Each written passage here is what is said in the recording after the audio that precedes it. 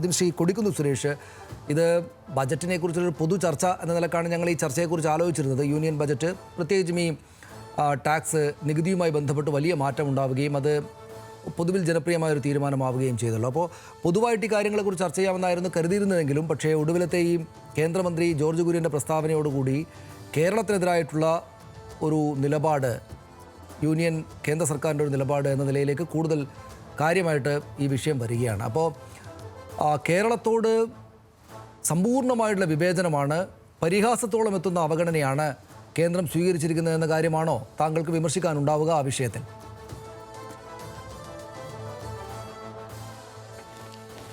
അല്ല, ജോർജ് കുര്യൻ്റെ അഭിപ്രായമാണ് BJP നേതൃത്വത്തിനുള്ളത്. അതോടൊപ്പം തന്നെ കേന്ദ്രമന്ത്രിമാർക്കുള്ളത്. കേരളം വല്ലാതെ വികസിച്ചു, കേരളം ഒരുപാട് നേട്ടങ്ങൾ നേടി, വിദ്യാഭ്യാസ രംഗത്തും ആരോഗ്യരംഗത്തുമൊക്കെ കേരളം വളരെയധികം മുന്നേറി. അതുകൊണ്ടാണ് നമുക്ക് എയിംസ് തരാതിരിക്കുന്നത്. അതുകൊണ്ടാണ് ആരോഗ്യരംഗത്ത് നമ്മൾ മറ്റേതൊരു സംസ്ഥാനത്തേക്കാൾ വളരെ മുന്നിൽ നിൽക്കുന്നു എന്നുള്ളത് കൊണ്ടാണ് എയിംസ് പോലും നമുക്ക് തരാതെ നമ്മളെ അവഗണിക്കുന്നത്. അതുപോലെ തന്നെ പുതിയ വിദ്യാഭ്യാസ സ്ഥാപനങ്ങൾ നമുക്ക് തരാത്തതിന് കാരണം വിദ്യാഭ്യാസ രംഗത്ത് നമ്മൾ ഒരുപാട് നേട്ടങ്ങൾ കൈവരിച്ചു. അതിന് അടിസ്ഥാന അപ്പോൾ ഇതെല്ലാം ഇത് BJP വൃത്തങ്ങൾ എപ്പോഴും പറഞ്ഞുകൊണ്ടിരിക്കുന്ന കാര്യങ്ങളാണ്, BJPയുടെ കേന്ദ്രമന്ത്രിമാർ പറഞ്ഞുകൊണ്ടിരിക്കുന്ന കാര്യങ്ങളാണ്. അതാണ് ജോർജ് കുര്യനിലൂടെ ഇന്ന് പുറത്തു വന്നിരിക്കുന്നത്. ഇത് സംസ്ഥാനത്തെ അവഹേളിക്കുന്നതിന് തുല്യമാണ്. നമ്മൾ നടത്തിയ കഠിനാധ്വാനത്തിൻ്റെയും കേരളത്തിലെ ജനങ്ങളുടെ ഐക്യത്തോടുള്ള പ്രവർത്തനത്തിന് കാലാകാലങ്ങളിൽ കേരളം ഭരിച്ച ഗവൺമെൻറ്റുകളുടെ നിശ്ചയദാർഢ്യത്തിൻ്റെ അടിസ്ഥാനത്തിലാണ് നമ്മൾ മുന്നോട്ട് പോയിട്ടുള്ളത്. അതുകൊണ്ട് നമുക്ക് കിട്ടിയ സാമ്പത്തിക സ്രോതസ് ഉപയോഗിച്ച്, നമുക്ക് ലഭിച്ച വരുമാനം ഉപയോഗിച്ച് നമ്മൾ കൃത്യമായി കാര്യങ്ങൾ ചെയ്ത് നമ്മൾ മുന്നോട്ട് പോയി. അതിൻ്റെ പേരിൽ കേരളത്തിന് വികസനമുണ്ടായി, പുരോഗതി ഉണ്ടായി. അതുകൊണ്ട് ഇനി കേരളത്തിനൊന്നും തരണ്ട, കൊടുക്കണ്ട എന്നുള്ള നിലപാടാണ് BJPക്കുള്ളത്. അതാണ് ജോർജ് കുര്യൻ പറഞ്ഞതെങ്കിൽ തീർച്ചയായും കേരളത്തിലെ 3.5 കോടി ജനങ്ങളോട് കാട്ടിയ ഏറ്റവും വലിയ അവഹേളനമാണ്, അവഗണനയാണ് എന്നുള്ള കാര്യത്തിൽ യാതൊരു സംശയവുമില്ല. കഴിഞ്ഞ കാലങ്ങളിൽ അവതരിപ്പിച്ച ബജറ്റുകളിലും കേരളം എന്നൊരു പേര് പോലും പറയാൻ നിർമ്മല സീതാരാമനോ അതിനു മുമ്പുള്ള BJPയുടെ ധനകാര്യമന്ത്രിമാരോ തയ്യാറായിട്ടില്ല എന്നുള്ളതാണ് വസ്തുത.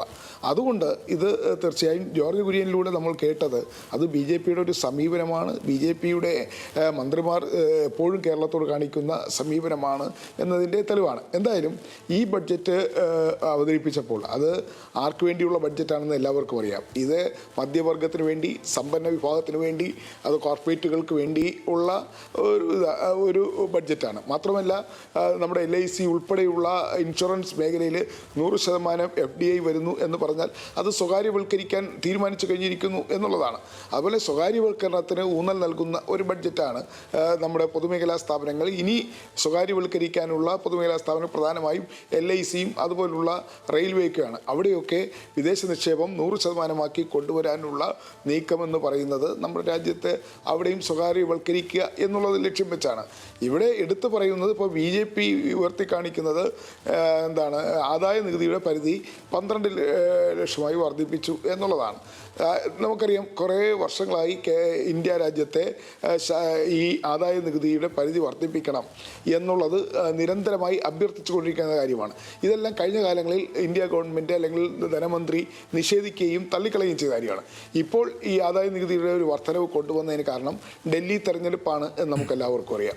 ഡൽഹിയിലെ തെരഞ്ഞെടുപ്പിനെ മുന്നിൽ കണ്ടുകൊണ്ട് ഏത് വിധേനയും രാജ്യത്തിൻ്റെ തലസ്ഥാനമായി ഡൽഹിയിൽ കഴിഞ്ഞ 3 പ്രാവശ്യമായി തോറ്റുകൊണ്ടിരിക്കുന്ന, 3-4 കോൺഗ്രസിനോ ഭരിച്ചപ്പോഴും അതിനുശേഷം ആം ആദ്മി വന്നപ്പോഴും പരാജയപ്പെട്ടുകൊണ്ടിരിക്കുന്ന BJPക്ക് രാജ്യ തലസ്ഥാനത്തൊരു ഗവൺമെൻറ് ഉണ്ടാകണം എന്നുള്ള ആഗ്രഹത്തെ മാത്രം മുന്നിൽ നിർത്തിക്കൊണ്ടാണ് ഈ ഇൻകം ടാക്സിൻ്റെ പരിധി ഇവർ 10 നിന്ന് 12 ലക്ഷമാക്കി മാറ്റിയിരിക്കുന്നത് എന്നുള്ളതാണ് വസ്തുത. അതൊരു പൊളിറ്റിക്കലായി ഉള്ള ഒരു നേട്ടത്തിന് വേണ്ടി മാത്രമാണ് ഈ ഒരു വർധനവ് വരുത്തിയത്. മറ്റ് കാര്യങ്ങളിലേക്ക് നമ്മൾ കടക്കുമ്പോൾ കൃഷിക്കാരന് യാതൊരു പ്രയോജനമുള്ള ഒരു ബഡ്ജറ്റാണെന്ന് പറയാൻ പറ്റില്ല. കൃഷിക്കാർ ആവശ്യപ്പെടുന്നത് MSP ആണ്. അവരുടെ മിനിമം സപ്പോർട്ട് പ്രൈസിനെ കുറിച്ചാണ് കൃഷിക്കാരും കർഷക സംഘടനകളും ആവശ്യപ്പെടുന്നത്. ശരി, ഞാനൊരു നിമിഷം തിരിച്ചു വരാം ശ്രീ കൊടിക്കുന്നിൽ. താങ്കളിലേക്ക് അടുത്ത ഘട്ടത്തിലേക്ക് കൂടെ നമുക്ക് പോകണം.